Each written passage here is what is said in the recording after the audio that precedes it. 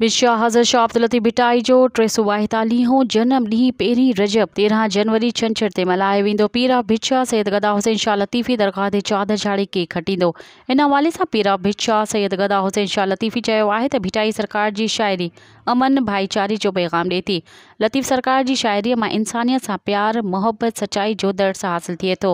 असांखे ख़ुशी आहे त असांखे लतीफ़ सरकार जहिड़ो रूहानी रहबर रहनुमा मिलियो आहे। लतीफ़ सरकार जी विलादत जो ॾिहाड़ो हर साल जोश जज़्बे ऐं अक़ीदत एहतराम सां मल्हायो वेंदो आहे।